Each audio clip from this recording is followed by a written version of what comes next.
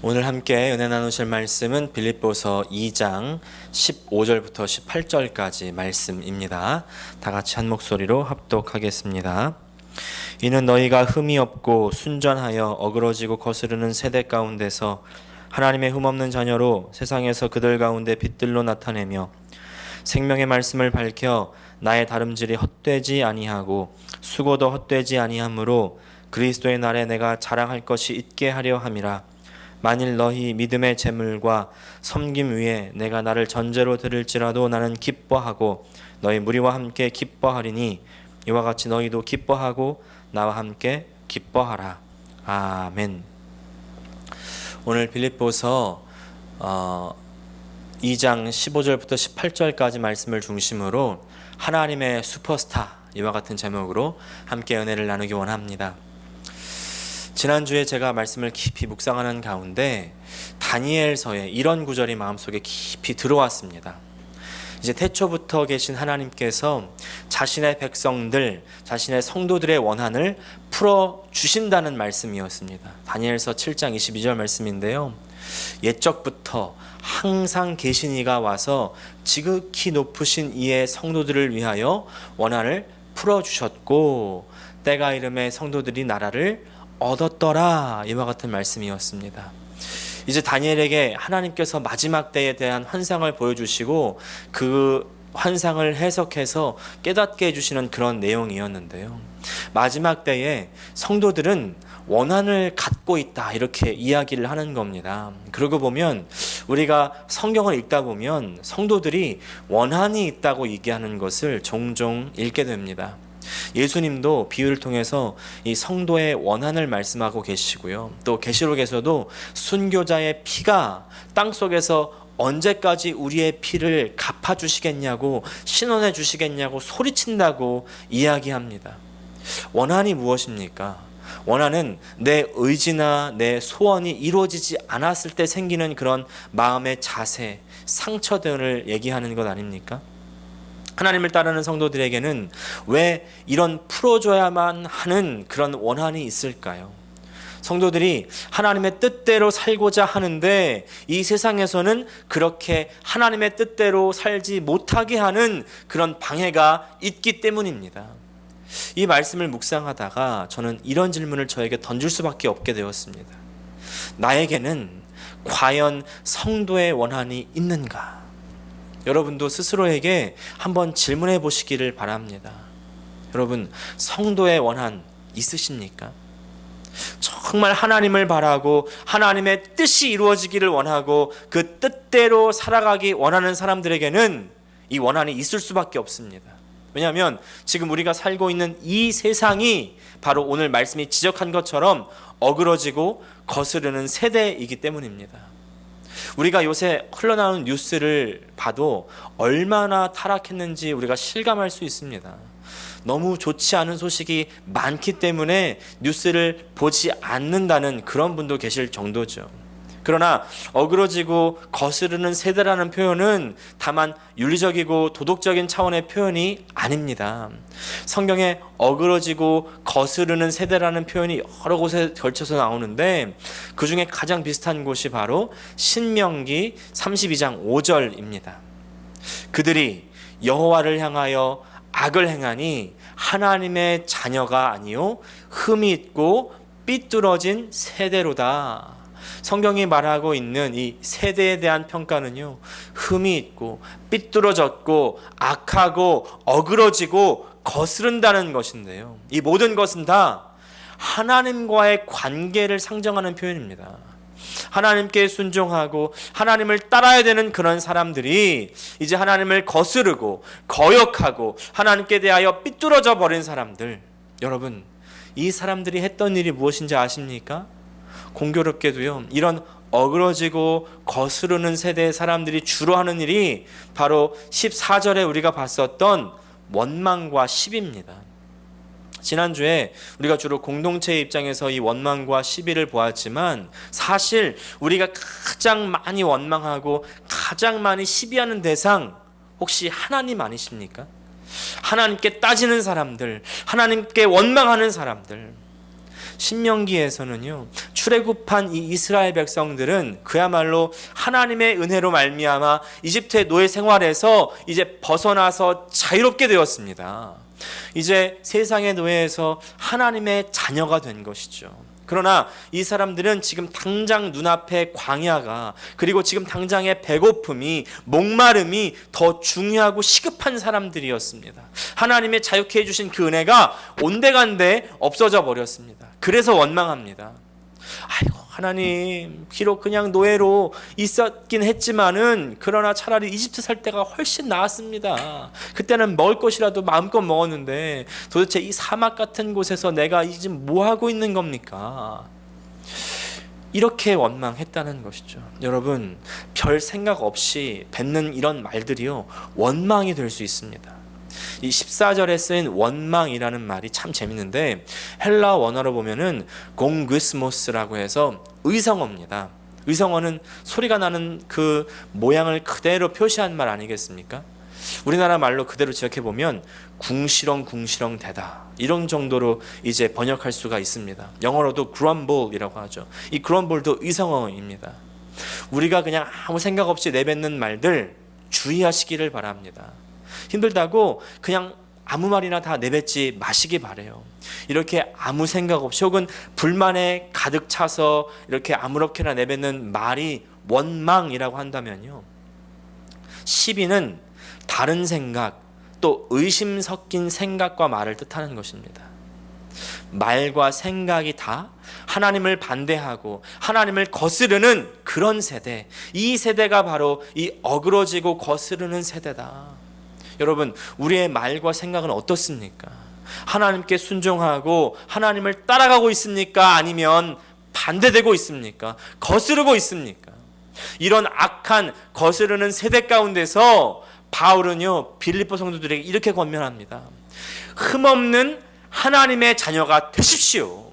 흠없는 하나님의 자녀가 되십시오. 여러분, 이 권면은요, 지금 우리를 향한 권면인 줄 믿습니다. 하나님의 자녀가 되십시오.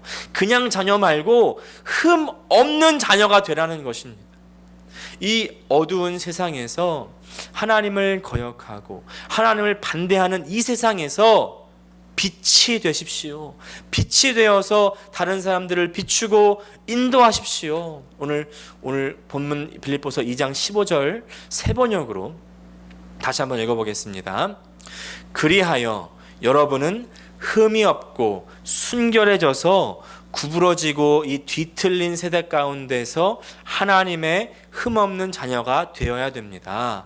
그리하면 여러분은 이 세상에서 별과 같이 빛날 것입니다. 우리가 흠이 없이 되라는 말을 들으면요, 조금 겁이 날 때가 있습니다. 왜냐하면 우리 자신을 보면 흠이 많기 때문이죠. 아니, 많은 정도가 아니라 그냥 흠투성입니다.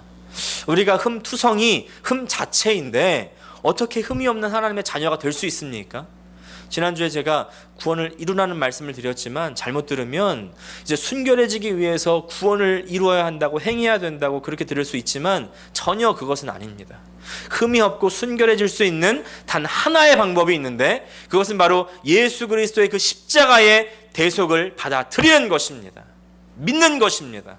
예수님의 십자가 사역 이 외에는요, 내가 흠이 없어질 수가 없습니다. 이것은 절대적으로 믿음의 문제죠. 예수님의 보혈이 나를 씻을 때 그때 나는 별과 같이 빛나는 존재가 될 수 있습니다. 그런데 여러분, 우리가 별과 같이 빛난다고 할 때 별에도 종류가 있다는 사실 아십니까? 예를 들어서 별들 중에서도요, 태양과 같은 별이 있는가 하면 이제 달과 같은 별이 있습니다. 태양과 같은 별은 어떤 별이냐면 스스로 빛을 내는 그런 별입니다. 그런가 하면 달과 같은 별은 스스로 빛을 낼 수가 없습니다. 빛을 반사해서 비추는, 반사하는 그런 별입니다. 여러분, 우리 안에는요, 빛을 낼 수 있는 그런 근원이 없습니다. 오직 하나님만이 빛을 낼 수 있으십니다.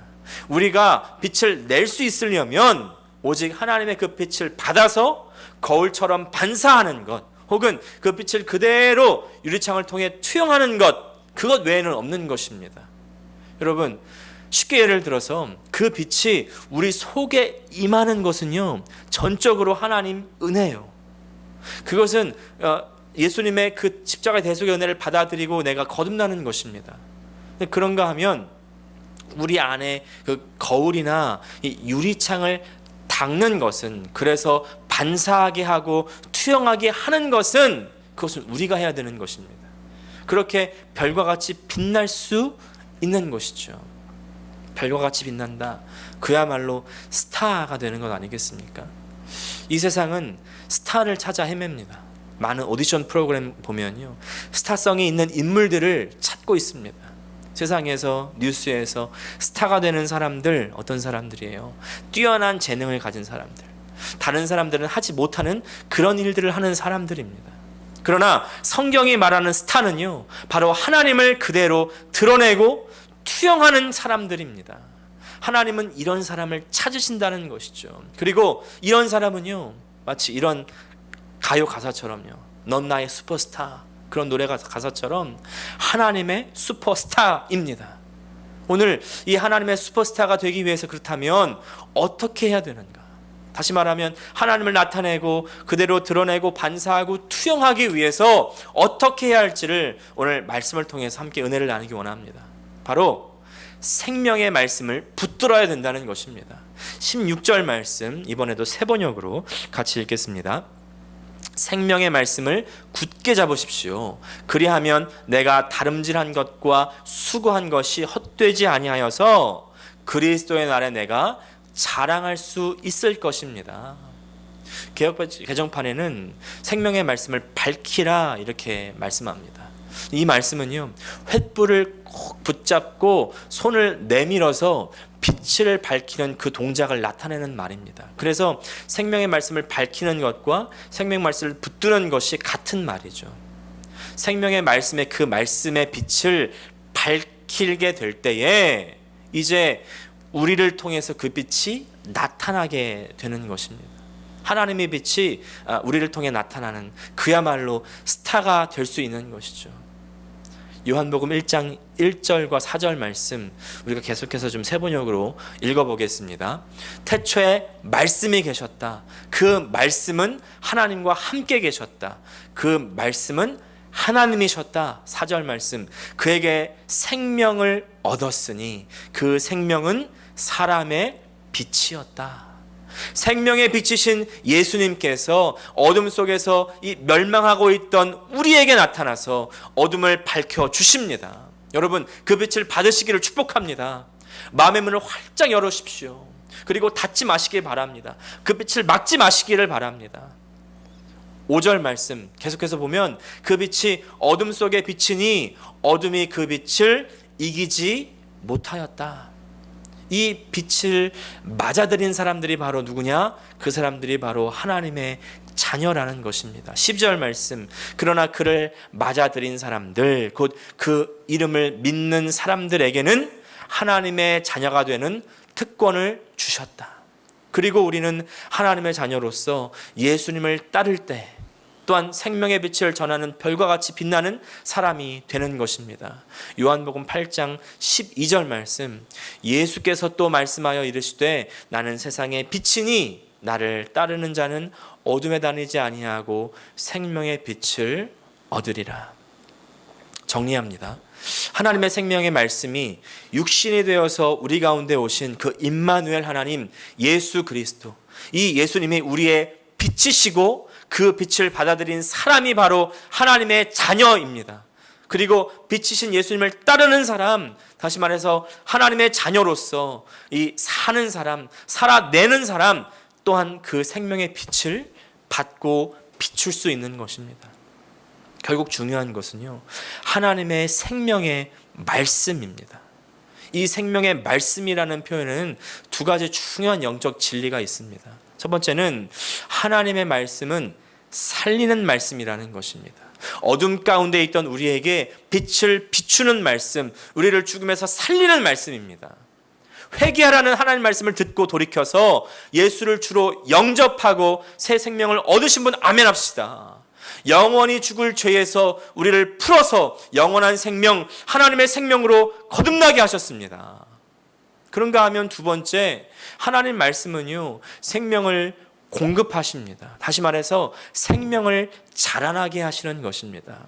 베드로전서 2장 2절 말씀 보니까 갓난 아기들 같이 순전하고 신령한 젖을 사모하라. 이는 그로 말미암아 너희로 구원에 이르도록 자라게 하려 함이라. 아이가 엄마 뱃속에서부터 나와서 이 세상에 태어나도 그 아이가 자라고 온전하게 된 그 사람 한 사람의 어른으로 성장하지 않으면 안 됩니다. 우리가 죄사함을 받고 예수를 주로 영접해서 새 생명을 아무리 얻었어도요, 그 영적 생명에서 자라지 않으면, 생명이 계속 공급되지 않으면 아무 소용이 없는 것입니다. 하나님 말씀은 새로 태어난 이 하나님의 자녀들에게 생명을 계속해서 공급해서 영적으로 성장하게 합니다. 하나님의 말씀, 하나님의 말이 우리를 자라나게 하는 것입니다. 제가 몇 주 전에 이 테드 강의를 듣다가 이 원리를 설명하는 아주 좋은 예를 하나 발견했습니다. 한번 들어보십시오. 인지과학자인 이 레라 보로디츠키라는 UC 샌디에고 교수님은요, 이 언어가 우리의 생각을 어떻게 형성하는가라는 2018년 이 테드 강의에서 이렇게 말합니다. 호주에 이 쿡 다이어르 부족이라는 부족이 있는데, 이들은 이 케이프 요크 서쪽에 살고 있답니다. 이 사람들에게는 한 가지 유별난 점이 있는데, 그것은 바로 이들에게는 왼쪽 오른쪽 같은 그런 말이 없다는 것입니다. 그 대신 이 사람들은요, 방향을 나타낼 때 왼쪽 오른쪽 대신 동서남북을 얘기한다는 것이죠. 그래서 이 사람들은 가령 이제 개미를 가리켜 이야기를 한다고 하면요, 너의 남서쪽 다리 옆에 개미 한 마리가 있어, 이렇게 얘기한다는 것입니다. 또 혹은요, 이 컵을 북북 쪽으로 조금 옮겨줄 수 있겠니? 이렇게 말한다는 것입니다. 그리고 이 사람들이 만날 때 하는 이 인사말은, 안녕이라는 말은요, 정확히 말하면 어느 쪽으로 가고 있니? 라는 뜻이랍니다. 그래서 나는 그 안녕이라는 말에 대답하기 위해서는 지금 나는 동남쪽으로 가고 있어, 이렇게 대답을 한다는 것입니다. 내가 지금 어느 쪽으로 가는지를 알고 있어야 그 대답을 할 수 있다는 것이죠. 여러분, 지금 남동쪽이 어딘지 가리킬 수 있으십니까? 사실 이 하와이 사는 우리들은 조금 편한 편이에요. 왜냐하면 와이키키가 남쪽이다 보니까 와이키키를 생각하면은 우리가 쉽게 방향을 설정할 수는 있습니다. 하지만 일상생활에서 갑자기 동쪽이 어디고 서쪽이 어딘지 우리가 사실은 별 상관없이 살아가고 있지 않습니까? 하지만 이 쿡 다이어르 부족은요, 항상 그 마인셋을 가지고 살아가는 것입니다. 어떤 분들은 목사님, 그렇게 답답해서 어지럽게 어떻게 살 수 있겠습니까? 못 살겠네요, 이렇게 말씀하실 수 있겠지만, 이제 그곳에 가서 직접 그들과 함께 10년, 20년 사신다고 한번 생각해 보세요. 그들의 말과 문화가 나에게 젖어들게 되겠죠. 생활 훈련을 통해서 그런 사고방식을 습득할 수 있다고 보로디츠키 교수는 말하는 겁니다. 그런가 하면 또 어떤 언어권에서는 숫자를 말하는 단어가 없다는 겁니다. 숫자에 대한 개념이 아예 없는 거죠. 우리가 지금 보고 있는 이 사진을 보고는요, 펭귄이 몇 마리인지 금방 대답할 수 있습니다. 8마리라고 우리가 금방 숫자를 셀 수 있는데, 그 언어권에서는요, 이 사진으로부터 정확한 펭귄의 숫자를 파악하는데 아주 어려움을 겪는다는 것입니다. 숫자가 없는 언어권에서 수학은 발달할 수 없겠죠. 그렇기 때문에 과학 문명이 발전하지 못했다고 보로디츠키 교수는 지적하는 것입니다. 이 교수님이 이 강의를 이제 마지막에 이렇게 맺습니다. 이 지구상에 사용되는 언어가 7,000여 개가 있다고 합니다. 그 가운데 언어를 더 만들어낼 수도 물론 있겠죠. 근데 이 언어가 살아있는 것이지만 우리의 필요에 맞게 연마할 수 있는 것이기도 하다는 것입니다. 그러면서 다른 언어의 사용자들이 그 언어에 따라서 다르게 생각하게 되는데, 이것은 우리도 또한 마찬가지라는 것입니다. 우리가 어떤 언어를 말하는지가 우리의 사고방식을 형성한다는 것입니다. 이것을 반대로 생각해 보면, 왜 나는 이런 식으로 생각할까? 다르게 생각해 보면 어떻게 해야 될까? 그리고 나는 어떤 생각을 만들고 싶은 것일까라는 생각을 해보아야 된다고 그렇게 결론을 내리는 것입니다. 여러분, 이 보로디스키 교수님의 강의 내용을 요약하면 무슨 내용일까요? 내가 어떤 말을 쓰고 있는가가 나의 생각을 만들고 나의 삶을 만들어간다는 것 아닙니까? 저는 이분의 이런 통찰이, 그 지적이 영적으로도 그대로 적용된다고 생각합니다. 자, 우리가 하나님의 생명의 말씀으로 새롭게 하나님의 자녀로 태어났다 하더라도 우리가 계속 이 세상의 말을 버리지 못하고 계속 사용하면 세상의 생각에서, 세상적인 가치관에서 벗어나지 못하고 세상적인 사람이 되어버리는 것입니다. 아까 본문 14절 말씀 기억하십니까? 어그러지고 거스르는 세대의 특징이 무엇이었습니까? 바로 원망과 시비였습니다. 원망은 불만이 가득한 생각의 말이었고요, 시비는 의심이 가득한 생각과 말이었습니다. 여러분, 지금 우리가 사용하고 있는 말은 어디서 왔습니까? 우리가 지금 항상 접하고 있는 말은 어떤 말입니까? 육신이 그 음식을 먹어서 이제 자라는 것처럼 말은요, 우리의 영을 먹이고 자라게 합니다. 말이 우리 영혼의 음식이 되는 거예요. 우리의 영적인 생명은요, 우리가 어떤 말을 하느냐에 따라서 어떻게 자라는가가 결정이 되는 것입니다. 원망과 시비의 말을 우리는 죄악된 본성으로 계속 자라게 하는 것입니다.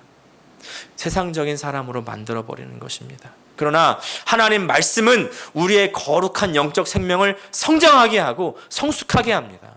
오늘 내 말을 점검해 보시기를 바랍니다.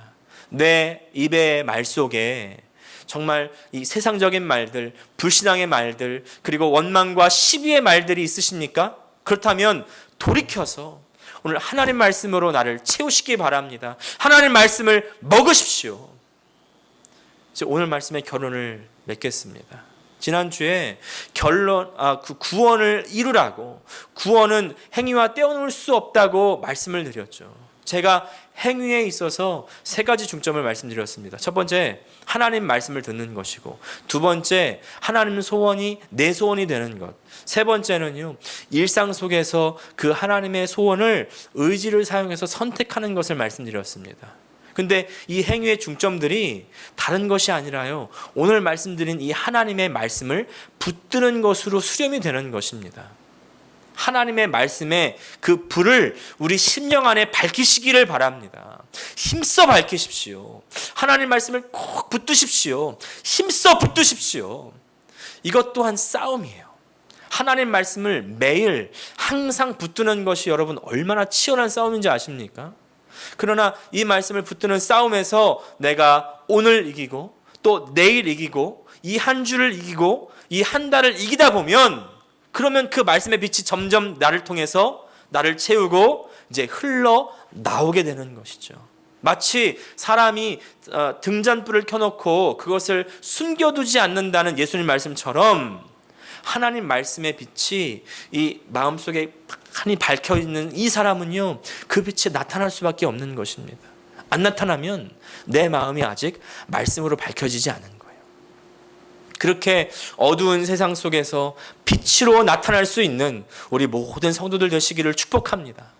바울은 빌립보 성도들에게 이 로마 제국 속에서 하나님 말씀을 밝히는 빛으로 나타나기를 그렇게 소원하면서, 그렇게 될 수만 있다면 내 생명이 저 전제와 같이 완전히 부어지게 될지라도, 다시 말해서 내가 순교하게 될지라도 그것이 나에게는 가장 기쁜 일이다, 이렇게 얘기하는 것입니다. 여러분, 이 말씀을 제가 준비하면서요, 저의 마음도 이 바울의 마음과 같아지는 것입니다. 사랑하는 우리 아가페 선교 침례교회 영적인 가족 여러분, 그리고 이 방송을 듣는 모든 하나님의 성도 여러분, 오늘 이 예배를 통해서 나와 나의 가족이, 그리고 우리 교회가 하나님 말씀으로 충만하게 채워질 수 있기를 축복합니다. 그렇게 하나님 말씀으로 채우시기를 결단하고, 오늘 그렇게 세상에 이제 빛으로 나타나는, 더 정확히는요, 이 세상에 빛이신 예수님의 빛을 더욱 드러내고 투명하게 반사하는 투영체로 이제 나타날 수 있다면요, 저는 저의 사명을 다하는 것입니다. 그렇다면 저는 정말 목숨을 다해도 아무런 한이 없습니다. 정말로 가장 기쁠 것입니다. 여러분, 저의 이런 기쁨을 채워주시기를 부탁을 드립니다. 그래서 하나님 눈에 가장 이쁜, 정말 하나님을 가장 기쁘시게 하는 하나님의 슈퍼스타들이 되시기를 축복합니다. 기도하겠습니다. 하나님, 우리 아버지, 오늘 그 하나님의 말씀의 빛이 오늘 우리 심령 가운데 완전히 채울 수 있기를 기도합니다.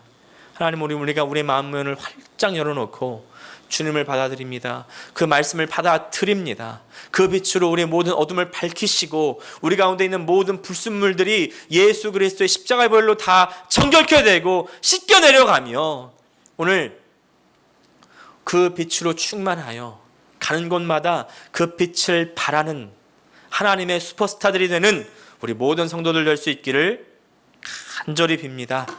하나님 아버지, 역사하여 주시옵소서. 그러기 위해서 매일매일 하나님 말씀을 붙들게 하여 주시옵소서. 그 말씀을 내 심령 안에 더욱 채우게 하여 주시옵소서. 오직 하나님 말씀으로 더욱 살아가기로 다짐하며 결단하는 우리 모든 성도들 다 되도록 주님께서 도와주시옵소서. 예수님의 이름으로 기도합니다. 아멘.